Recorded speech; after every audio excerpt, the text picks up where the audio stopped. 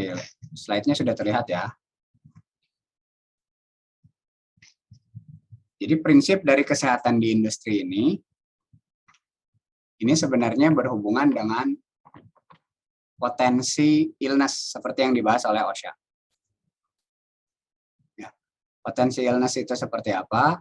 Sama ini seperti konsep pada umumnya, dimulai dari identifikasi, lakukan evaluasi, lalu pengendalian. Ini biasa ya, jadi saya tidak akan membahas terlalu detail. Bagaimana secara umum sehat tidaknya itu harus dilihat berdasarkan regulasi. Ini yang dilakukan oleh pemerintah Amerika, bagaimana membuat pendekatan yang satu berbasis Kementerian Kesehatan, yang satu bukan kesehatan, maaf, tenaga kerja, Depnakernya lah, misalnya. Satu lagi EPA itu Environmental Protection Agency, ini yang ngeluarin KLHK-nya, Kementerian Lingkungan Hidupnya. Kalau dilihat di sini, proses safety management yang berasal dari OSHA ini ada proses safety information sebanding, ada proses hazard analysis, semua ada. Saya hanya akan membandingkan bagian-bagian tertentu saja. Kalau yang berhubungan dengan lingkungan, dampak yang berhubungan dengan peran employee itu tidak dibahas. Peran dari kontraktor itu tidak dibahas. Peran dari pekerjaan yang melibatkan temperatur tinggi ini tidak dibahas. Kenapa itu menjadi penting? Nanti kita lihat pengaruh dari hot work permit ya. Terus bagaimana trade secret? Itu tidak dibahas juga. Sebaliknya, yang tidak dibahas oleh OSHA itu yang berhubungan dengan risk assessment. Sementara Environmental Protection Agency itu melakukan risk assessment. Risk assessment itu satu level di atas risk analysis ya, karena udah melakukan assessment lebih lanjut. Itu sebabnya EPA bahkan mengeluarkan freeware yang nanti akan kita gunakan bersama-sama yang dikenal dengan nama Aloha. Karena ini gratis, jadi kita mudah menggunakannya. Tetapi banyak software-software berbayar yang kemampuannya berkali-kali lipat dibandingkan Aloha, tapi dengan memahami konsep dasarnya, kita bisa menentukan consequence analysis seperti apa. Oke. Apa yang dilakukan di tahap identifikasi? Harus mampu mengidentifikasi proses kimia terlibatnya, kondisi operasi, dan prosedur operasi. Bagaimana hal-hal tersebut bisa dilakukan sebenarnya bisa dilihat di crawl ya, di tabel 3.5 dan 3.6, termasuk berbasis MSDS. Saya tidak akan bahas terlalu detail. Secara umum ini yang sudah sempat disinggung. Potensial hazardnya itu akan berhubungan dengan jumlah liquidnya, vapor, dust, fumes, itu berdampak. Berikutnya potensial hazard yang mungkin dari noise, radiasi, temperature, atau mechanical. Nah, kemudian dari sumber-sumber tadi yang bisa berdampak terhadap kesehatan masuk ke dalam tubuh dalam 4 bentuk. Dihirup, ya, inhalation pada saat pernapasan dengan konsep pernapasan. Body absorption, jadi memang masuk ke pori-pori kulit atau melalui rongga mata, atau ingestion, dimakan ya, atau memang disuntikan. Jadi 4 mode itu yang umum. Potential damage-nya yang paling sering dijadikan basis dampak proses kimia terhadap kesehatan, itu kerusakan di paru-paru, telinga, sistem saraf, kemudian ginjal, sistem sirkulasinya, kulit, mata, liver, organ reproduksi, dan organ lainnya. Akhirnya yang dilakukan untuk mengidentifikasi bahan kimia tadi basisnya apa? Keluarlah istilah TLV, Threshold Limit Value. Nanti ada jenis-jenis TLV-nya. Ini yang akan berhubungan dengan health identification. Apakah 8 jam terpapar maksimum berapa lama? Ada yang hitungannya kurang dari 1 detik. Begitu kena zat tertentu melebihi konsentrasi tertentu, itu dampaknya bisa fatal. Jadi ada beberapa jenis threshold limit value. Kemudian ada juga odor threshold. Jadi lihat dari kemampuan penciumannya. Ada physical state-nya, vapor pressure-nya, pengaruh sensitivitas terhadap temperaturnya, dan lain sebagainya. Semua bisa dibaca di sini ya. Itu tahapan pertama, identifikasi. Nah, yang kedua adalah evaluasinya. Tadi disinggung kan ada beberapa TLV. Ini TLV yang sering dibahas, TLV TWA.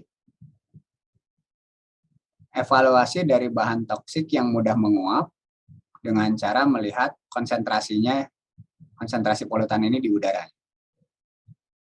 Basis perhitungannya seperti ini. Ini kalau untuk campuran, konsentrasi per individu dibagi penjumlahan konsentrasi individu per TLV TWA masing-masing komponen. Ya.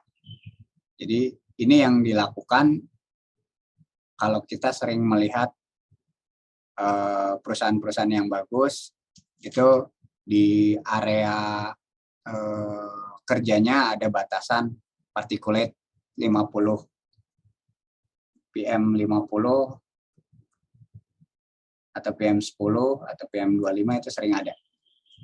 Itu particulate matter yang ukurannya lebih kecil dari 10 mikron misalnya. Nah, sebagai informasi, partikel yang berbahaya bagi paru-paru itu yang ukurannya 0,2 sampai 0,5 mikron. Jadi kalau misalnya PM10-nya nilainya terlalu tinggi, mau tidak mau itu akan mudah masuk ke dalam paru-paru. Nah, hal-hal seperti ini termasuk yang perlu diperhatikan di sisi hygienicity. Nah, memang nanti di bagian proses safety ini yang akan beririsan dengan occupational safety ya. Jadi kalau digambarkan akan seperti ini. Yang sebelah kiri itu proses safety. Yang sebelah kanan occupational safety. Jadi menggunakan PPE, kemudian itu termasuk goggle, masker, earplug, dan lain sebagainya ya. Itu orang mengenalnya dengan istilah occupational safety, tapi sebenarnya masuk ke proses safety karena lokasinya ada di area yang beririsan. Tapi kalau yang berhubungan dengan ergonomis, duduk harus ergonomis, kursinya seperti apa, itu di occupational safety dibahas, tetapi di proses safety tidak dibahas. Ya. Yang dibahas di sini adalah yang memang beririsan dengan occupational safety. Biasanya yang banyak membahas detail terkait occupational safety itu teman-teman dari teknik industri. Ada memang bagian yang mengkhususkan diri terhadap ergonomis dan pengaruhnya terhadap kesehatan dan occupational safety tadi. Kalau kita di proses safety tetap ada yang membahas itu karena memang ada bagian yang beririsan dengan occupational safety ya. Jadi yang tadi terkait dengan potensi debu dengan ukuran partikel yang kecil yang bisa masuk ke paru-paru. Yang kedua evaluasi ini yang misalnya berhubungan dengan kebisingan. Batasannya ya tentu saja dengan satuan desibel, intensitasnya. Ini contoh tabel intensitas, misalnya ada truk lewat, itu 100 desibel.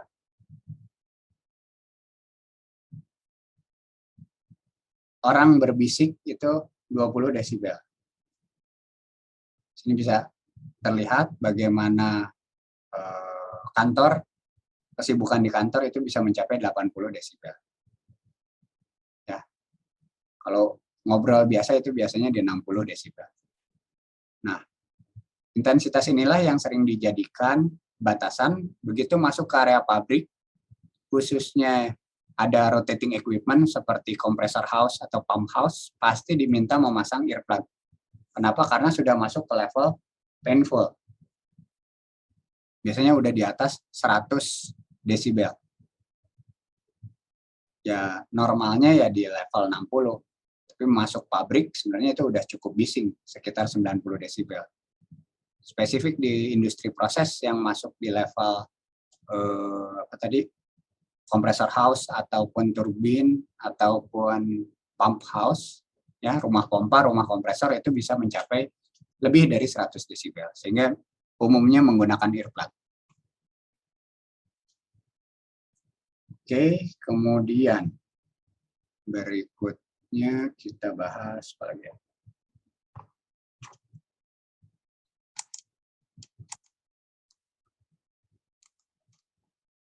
Oh ini perhitungan nyatanya harusnya berbasis kontrol volume yang sudah kalian pahami di mata kuliah transport fenomena. Tapi ini pemakaiannya jauh lebih sederhana, karena pada prinsipnya yang ingin dilihat adalah untuk kontrol volume tertentu, ya, untuk kontrol volume tertentu, berapa laju ventilasi yang diharapkan. Masuk dalam bentuk QV, keluarnya dalam bentuk ini semua hanya neraca massa sederhana ya, termasuk bagaimana volatile vapor itu berada dalam suatu lingkup tertentu. Ini hanya perhitungan neraca massa saja, tapi konsepnya yang ingin disampaikan, kita harus mampu mengestimasi berapa konsentrasi zat yang berbahaya di dalam suatu area kerja tertentu. Semakin dia enclosed ya, semakin tertutup, maka potensi peningkatan konsentrasinya akan semakin cepat. Itu sebabnya pabrik-pabrik mayoritas ditempatkan di area outdoor. Tapi ada pabrik tertentu yang memang disimpan di dalam, ditambahkan rumah pelindung lagi. Sebagai contoh, pabrik mixing untuk pabrik cat, ataupun pabrik-pabrik yang berhubungan dengan industri pangan. Itu tidak ditempatkan di outdoor, karena level higienitasnya yang ingin dipertahankan. Level minim kontaminasi.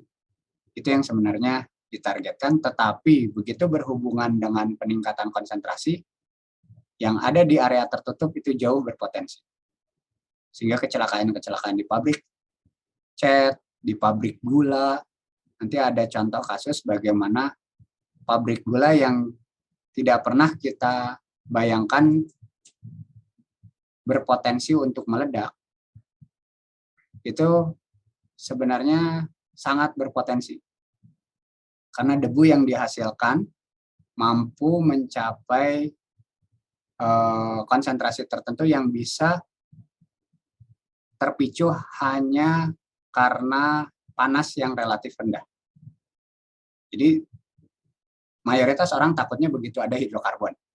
Tapi sebenarnya debu seperti di pabrik gula, pabrik susu powder, dan juga pabrik semen, itu sudah terbukti ada kecelakaan yang terjadi akibat bahan-bahan tersebut. Jadi bahan tersebut berperan sebagai bahan bakarnya. Oke, berikutnya evaluasi yang berhubungan dengan laju evaporasi. Jadi kalau ada flammable liquid, sebenarnya kalau dia tidak mudah menguap, itu relatif aman. Nanti di bagian fire and explosion kita akan jelaskan konsep lilin ya. Mungkin kalian mengetahui kalau kalian punya lilin seperti ini, lalu ada sumbunya, kemudian kita nyalakan. Sebenarnya api yang terbentuk di sini, bahan bakarnya bukan sumbunya ya. Sumbu itu hanya tempat jalur dari api itu nanti bergerak. Bahan bakarnya tetap si parafin ini, si lilinnya, si waxnya. Nah, yang perlu dipahami adalah kalau kalian lihat di bagian ini, bentuknya akan seperti ini. Dan di sini ada cairannya. Lalu ini sumbunya, dan ada uapnya. Makanya kalau ada yang melakukan trik sulap, itu sebenarnya bukan trik sulap, itu hanya fenomena fisik dan kimia saja. Setelah dinyalakan, begitu kita padamkan dan melihat masih ada asapnya, lalu kita trigger dari atas dengan sumber api, dengan pematik, maka seolah-olah apinya bergerak dari atas ke bawah. Karena sebenarnya itu mengejar flammable vapor. Dan akhirnya seolah-olah lilinnya bisa nyala lagi. Padahal sudah mati. Nah, karena yang mengakibatkan terjadinya kebakaran itu berasal dari vapor state-nya, dari keadaan uapnya. Itu sebabnya estimasi laju penguapan dari suatu cairan, khususnya yang flammable, itu menjadi isu tersendiri. Tapi toxic pun sama ya, toxic vapor juga termasuk yang harus dipertimbangkan. Oke, berikutnya, oh ini perhitungan konsentrasi uap. Ini lagi-lagi saya tidak akan membahas detail, sempatkan saja kalian untuk membaca. Kemudian operasi dari bagaimana exposure suatu pekerja yang kerjaannya memang loading offloading. Bisa untuk area bahan bakar, bisa area untuk bahan baku, ataupun area untuk produk. Jadi memang ada kerjaan yang berulang-ulang, loading offloading, itu biasanya operator-operator yang perlu diperhatikan kondisi kesehatannya seperti apa. Ini akan berhubungan dengan pada saat proses transfer berapa banyak uap yang bisa terhirup, sementara pada saat didiamkan pun akan ada potensi uap yang terbentuk akibat perubahan temperatur. Nah, itu exposure-nya harus dipantau juga. Jadi itu evaluasi yang tahap kedua ya. Yang pertama identifikasi, yang kedua evaluasi, yang ketiga kontrolnya. Bagaimana kontrol yang berhubungan dengan ini? Karena habis ini saya akan menjelaskan singkat terkait toksikologi ya. Kontrol itu berhubungan bagaimana kita bisa meredamnya. Meredam dengan cara apa? Yang pertama yang berhubungan dengan enclosure. Memastikan alat-alat tertentu yang berbahaya memang disimpan dalam ruangan dengan negative pressure. Maksud negative pressure bagaimana? Misalnya kita punya satu ruangan, seperti ini. Kemudian di dalamnya ada potensi zat berbahaya. Jadi ada entah storage atau reaktor yang memang berbahaya. Contoh yang tadi saya sampaikan adalah pabrik cat yang mengandung solvent berbahaya. Apa yang biasa dilakukan adalah memastikan ini bekerja negative pressure. Maksud dari negative pressure apa? Kalau terjadi kebocoran, dia tidak akan rilis keluar. Dia tetap ada di dalam ruangan tadi. Ya. Jadi membuat sistem yang HVAC-nya atau sirkulasi udaranya itu tetap berada di dalam sehingga bisa melakukan protective system. Kalau yang positif, ini yang contoh negatif ya. Kalau yang positif, itu yang ada di dalam bisa keluar. Tujuannya supaya tidak terkontaminasi dari lingkungan yang ada di luar ruangan tersebut. Ini biasanya digunakan di produk pangan. Produk pangan itu biasanya menggunakan konsep positive pressure, laboratoriumnya atau industrinya. Karena tidak diinginkan ada kontaminan dari lingkungan masuk ke ruang atau area tempat industri pangan tadi beroperasi. Sebaliknya kalau zat berbahaya, inginnya kebalikannya. Nggak boleh yang ada di dalam itu lolos keluar, makanya dibuat negative pressure. Negative pressure itu dibuat sedikit vakum ya. Orang tetap bisa bekerja di dalamnya, tetapi dibuat sedikit vakum. Biasanya dengan membuat sistem exhaust yang sangat kuat. Tetapi exhaust-nya itu terkendali ya. Misalnya di sini dipasang cerobong yang terhubung dengan exhaust fan. Tetapi exhaust fan-nya ini terkendali dalam artian zat berbahayanya yang terserap nggak langsung dibuang. Ada unit untuk processing-nya. Ini biasanya berupa scrubber. Dengan sistem yang bekerja terus-menerus, maka zat yang ada di dalamnya akan terkontaminasi, tidak akan lolos kemana-mana. Ya, kebalikannya, sengaja dibuat sedikit lebih tinggi dari tekanan atmosfer. Itu yang disebut positive pressure. Oke, berikutnya ada juga konsep local ventilation yang memang tadi yang disebutkan di sini ya, ini salah satunya local ventilation memang buat designated hood, jadi dedicated exhaust system supaya nggak langsung terbuang ke lingkungan. Bahkan secara periodik harus ada sampling konsentrasinya itu seperti apa. Kalau berikutnya dilution ventilation. Jadi kalau zat yang relatif begitu terdifusi, dia jadi aman. Itu biasanya menggunakan pendekatan dilution ventilation. Misalnya laboratorium atau industri yang mengandung hidrogen. Hidrogen itu ukurannya kecil dan laju difusinya tinggi sekali. Tetapi pada rentang flammable-nya dia akan sangat cepat terjadi kecelakaan. Sehingga yang dilakukan umumnya berbasis dilution ventilation. Begitu bocor, begitu di-venting, itu langsung dihembus dengan udara dalam jumlah besar agar konsentrasinya bisa menurun secara drastis. Jadi seperti dilarutkan dengan udara. Jadi ventilasinya dibuat seperti itu. Atau wet method, tadi yang saya sebutkan dengan scrubber ya, jadi disemprot. Biasanya ini pada saat menurunkan pengaruh dari dust contamination. Ini biasanya ada di pabrik-pabrik yang berhubungan dengan pertambangan, semen salah satunya, atau pabrik-pabrik metalurgi seperti produsen nikel, produsen biji besi, timah, dan lain sebagainya.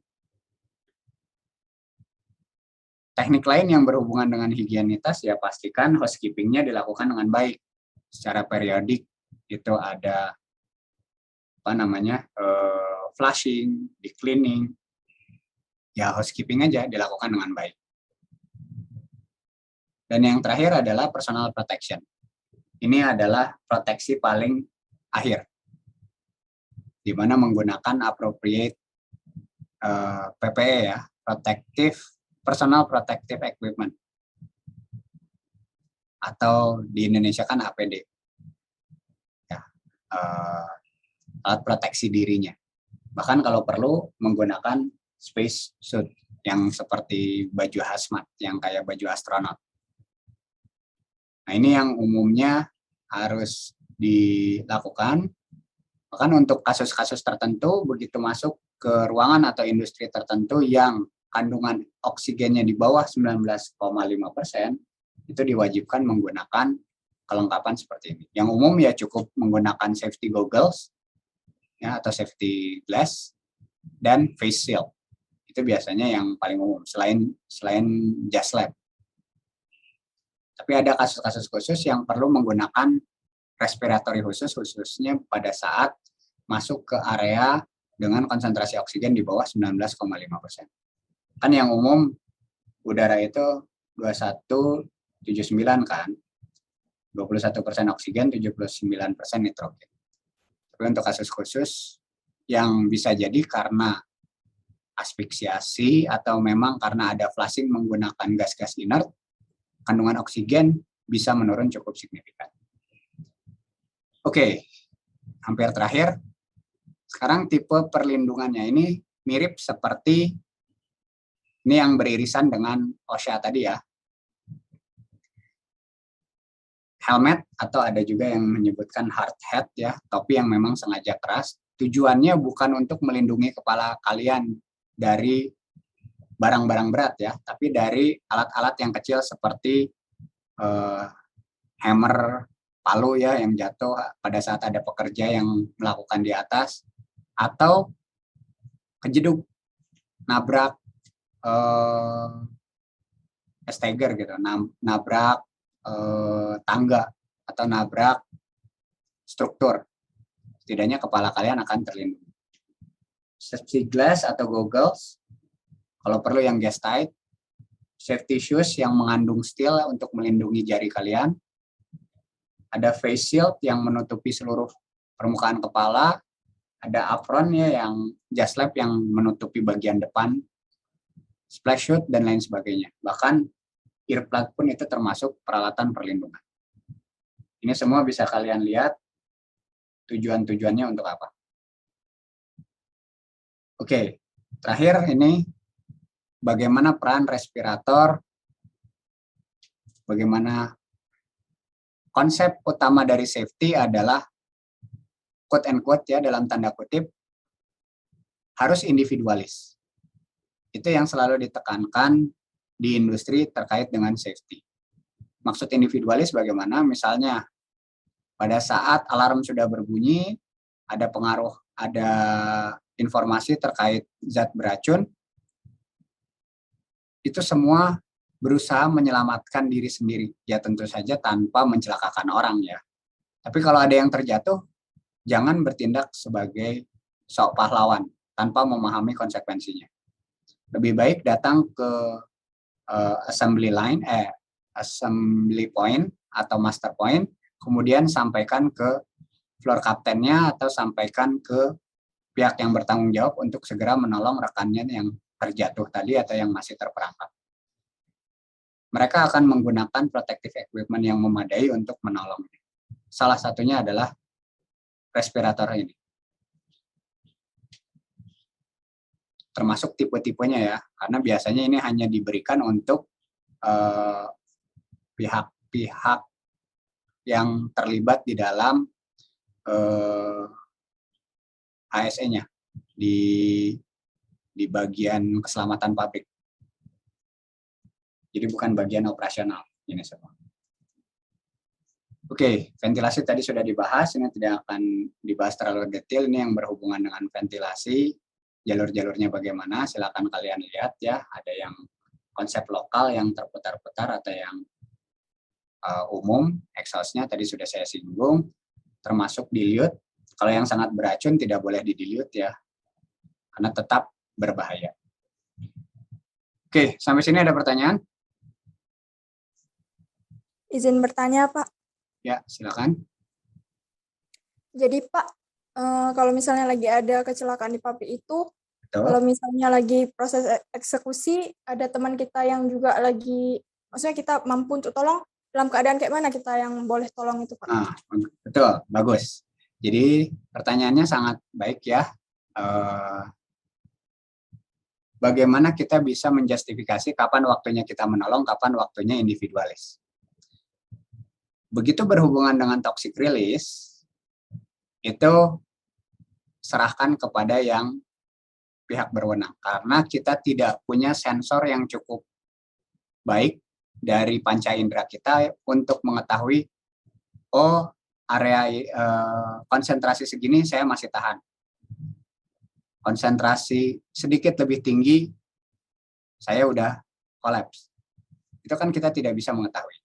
Jadi begitu ada informasi terkait toxic release, umumnya langsung menyelamatkan diri. Walaupun nanti di safety induction di pabrik-pabrik tertentu itu akan menyampaikan secara lebih detail. Tapi rule of thumb-nya biasanya seperti itu. Nah, begitu berhubungan dengan kebakaran dan ledakan, itu yang biasanya peran pahlawan itu masih bisa dipertimbangkan. Kenapa? Setidaknya kalau api kita bisa memprediksi penjalarannya seperti apa. Karena secara visual bisa dilihat. Ledakan, waktunya terlalu singkat. Jadi kalau ledakan, jangankan untuk menyelamatkan rekan, menyelamatkan diri sendiri pun mungkin belum tentu mampu. Tapi kalau kebakaran, umumnya bisa menyelamatkan rekan misalnya yang terjatuh atau apapun. Jadi rule of thumb-nya kurang lebih seperti itu. Bisa dipahami ya logikanya seperti apa? Bisa, Pak. Oke, sip. Ada pertanyaan lain? Saya izin bertanya, Pak. Tadi kan kalau misalnya kebakaran disuruh nyelamatin orang lain masih bisa. Tapi kan biasanya habis kebakaran tuh diikutin dengan ledakan. Gimana, Pak? Nah, betul. Itu makanya jadi spesifik ke area-area tertentu yang sudah kita pahami. Misalnya kita kerja, kalau statusnya sebagai visitor, saran utama tidak boleh sok pahlawan. Karena kita tidak mengetahui apa istilahnya potensi hazard yang ada di pabrik tersebut. Setuju ya? Tapi sekarang kalau kita bekerja di pabrik tersebut yang memang notabene kita sudah cukup paham. Oh, kalau kebakaran terjadi di sini, di area ini tuh tidak ada yang relatif eksplosif, sehingga sekalipun terbakar, konsekuensinya hanya struktur jatuh misalnya. Tidak berdampak terhadap ledakan. Nah, di saat itu silakan lakukan bantuan pertolongan. Tapi kalau kita mengetahui dengan kebakarnya satu area ini, lalu ada kemungkinan terjadi ledakan karena fenomena BLEF atau vapor cloud explosion, nanti kita belajar lebih detail ya istilah-istilah itu. Ya tentu saja, jangankan untuk menyelamatkan rekan sendiri, kita sendiri pun belum tentu bisa selamat. Jadi udah mirip dengan kasus ledakan. Terbayang ya logikanya seperti apa? Makanya begitu kita masuk ke ruang kerja atau hanya sekedar visitasi sekalipun ke pabrik-pabrik proses, pada saat diberikan safety induction, itu tolong perhatikan dengan baik. Semua posisi assembly point dan master point itu sudah didedikasikan agar kalau kalian bergerak sesegera mungkin ke titik tersebut, peluang untuk selamatnya, kalau didesain dengan baik, seharusnya di atas 98%. 95 hingga 98%. Ya selalu ada potensi kegagalannya ya.